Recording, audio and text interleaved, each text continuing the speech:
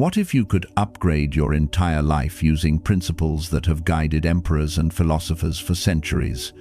This isn't a hypothetical question, but a practical possibility that stands before you right now. In an age of endless notifications, overwhelming choices, and superficial connections, we often find ourselves reacting to life rather than designing it. We feel like passengers in our own existence, buffeted by external forces and internal anxieties. But what if you could shift from being a passenger to becoming the architect? This is the profound promise of Stoicism, not as a dusty historical artifact, but as a living, breathing, operating system for a life of purpose, power, and profound peace. Today, we will embark on a comprehensive journey through 11 powerful Stoic strategies.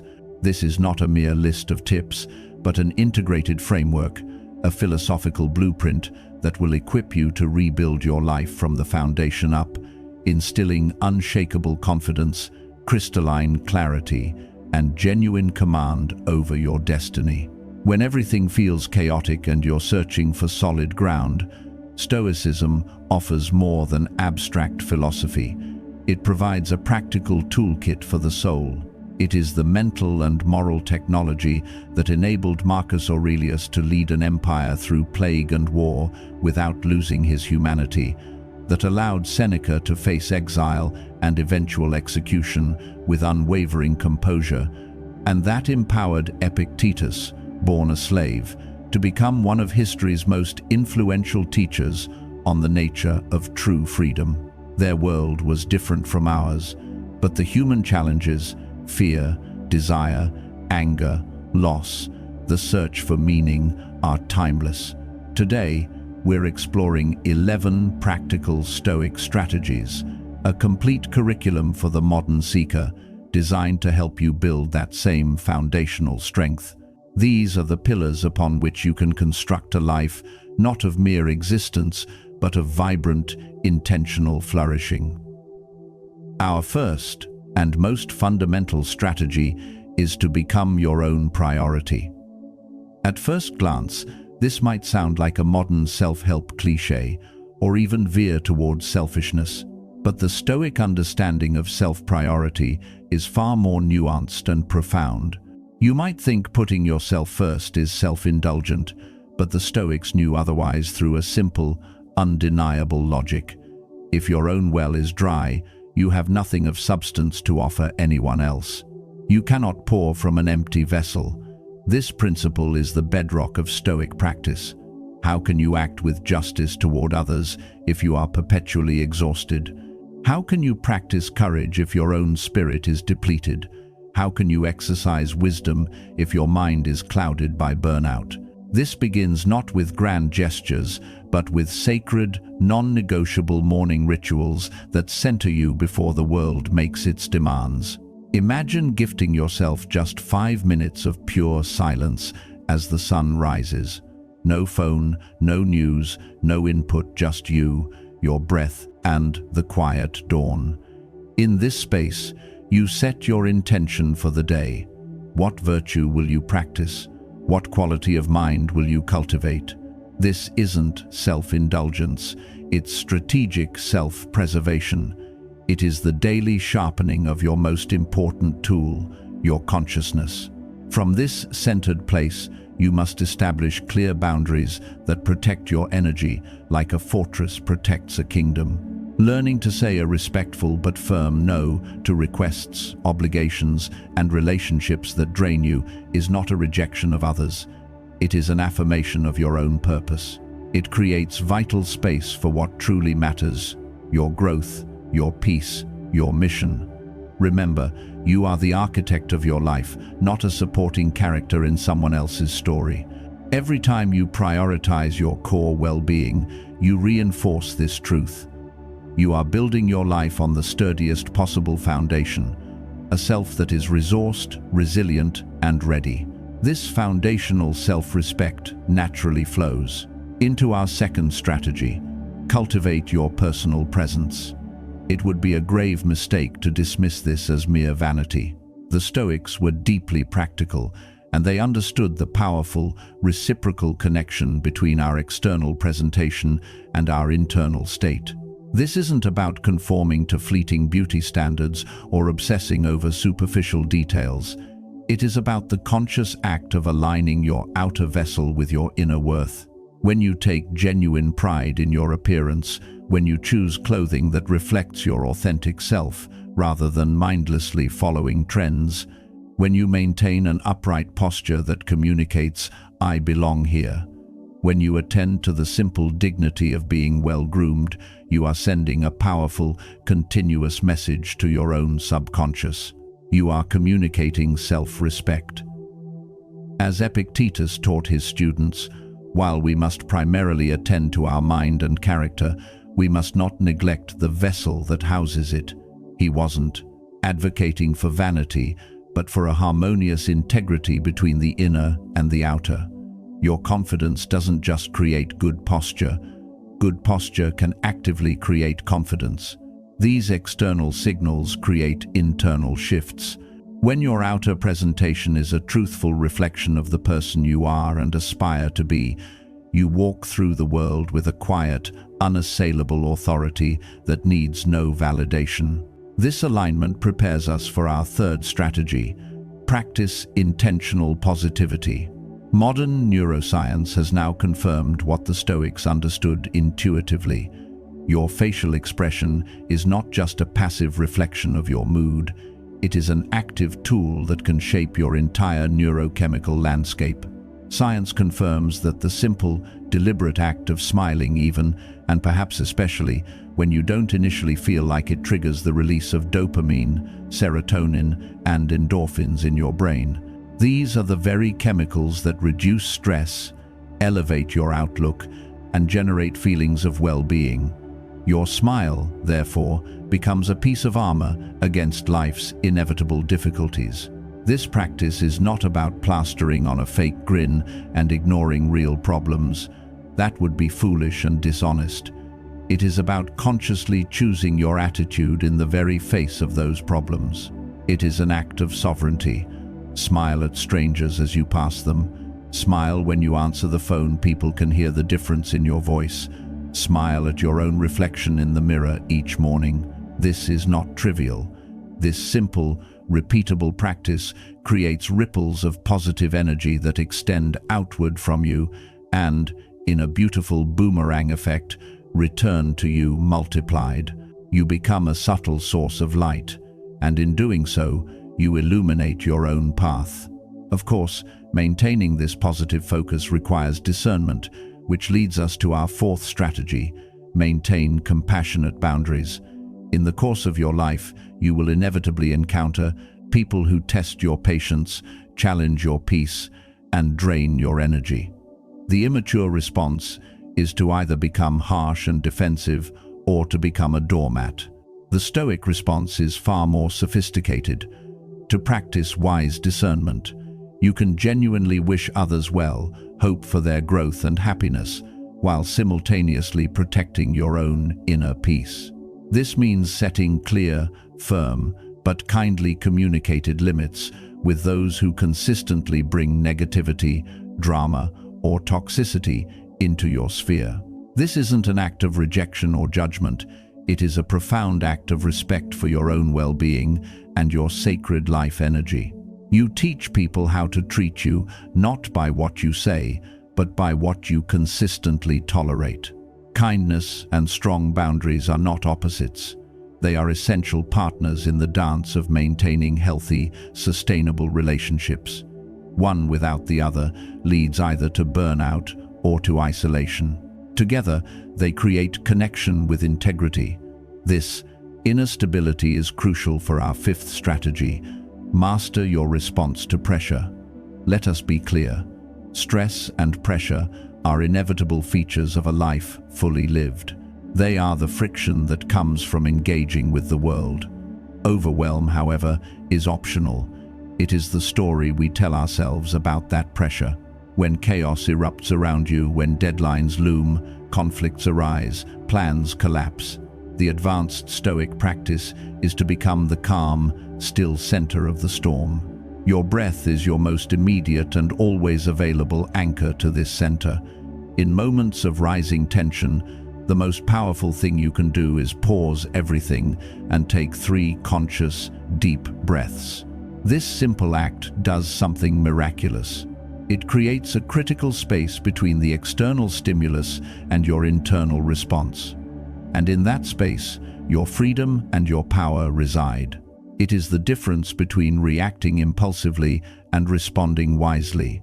In that space, ask yourself the most clarifying question you can pose in any difficult situation. What single part of this circumstance can I actually influence? Pour your energy entirely into that answer and consciously, deliberately release your grip on all the rest. Your cultivated calmness then becomes a contagious force, elevating the tone and outcome of every situation you encounter.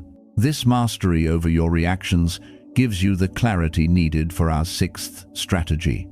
Chart your authentic course.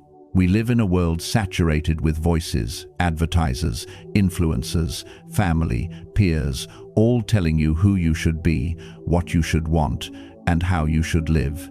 In this cacophony, the most radical and courageous act is to become silent enough to hear the whisper of your own inner compass. This requires deep excavation. What values truly matter to you? Not the ones you were taught to have, but the ones you have discovered through your own joy and pain. What legacy do you want your life to build? Not in marble or money, in the hearts of those you touch and the integrity of your actions. Your life, in its daily texture and grand arc, should be a reflection of your deepest, non-negotiable convictions, not a hollow echo of society's expectations. Set goals that ignite a fire in your soul, not just ones that would look impressive on paper. Understand that the path will be strewn with obstacles, but as Marcus Aurelius constantly reminded himself in his private journal, the obstacle becomes the way. Each barrier, each setback, is not a deviation from your path. It is an essential part of the path itself, the very training that makes you stronger, wiser, and more capable of fulfilling your unique purpose. Walking this authentic path will inevitably lead to our 7th strategy. Stand firm in your convictions. There will be defining moments in boardrooms, in relationships, in the quiet of your own conscience that test your principles.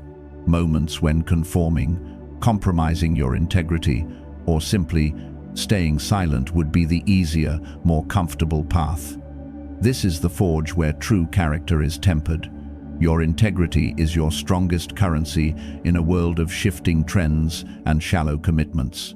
Know what you stand for with such crystalline clarity that you cannot be swayed by popular opinion, social pressure, or temporary discomfort. This does not always require loud, public arguments. Often, the most powerful stand is the quiet, daily act of living in unwavering alignment with your values. People may not always agree with you, but they will come to deeply respect your consistency. And most importantly, you will respect yourself. The feeling of looking in the mirror each night, knowing you did not betray your core self, is a reward that no external approval can ever match. This seriousness of purpose, however, must be balanced by our 8th strategy: develop lightness of spirit. Stoicism is often tragically misunderstood as a philosophy of grim, joyless endurance. Nothing could be further from the truth. The wisest Stoics, from Seneca to Marcus Aurelius, understood the indispensable power of humor, perspective, and a light touch. They knew that a spirit that is too heavy will break. Learn to laugh at yourself, not with self-deprecation, but with affectionate awareness. It is the ultimate antidote to the poison of ego. Train yourself to find the inherent irony, the absurdity, even the dark humor in difficult situations. This is not about avoiding reality or making light of genuine pain. It is about navigating the inevitable rough seas of life with grace and buoyancy, refusing to be sunk by them. A light spirit is an incredibly resilient spirit. It can be bent, but it is very hard to break. It can bounce back from disappointment and failure because it never made the fatal error of taking itself or life's temporary circumstances too seriously. This balanced approach informs our ninth strategy: practice universal respect. The Stoic vision is one of a shared, common humanity. We are all, as Marcus Aurelius wrote, fellow citizens of the same cosmic city. Therefore, make a conscious practice of treating every single person you encounter with inherent dignity, regardless of their social status, their beliefs, or their behavior toward you. The simplest and most profound way to do this is to listen, truly listen. Not just waiting for your turn to speak, but seeking to understand the human being behind the words. Learn the art of disagreeing without becoming disagreeable. You can stand firmly for your principles while still honoring the person who holds different ones. Pay attention to the small courtesies that form the fabric of civilized life. Being punctual, which respects others' time. Saying thank you with meaning.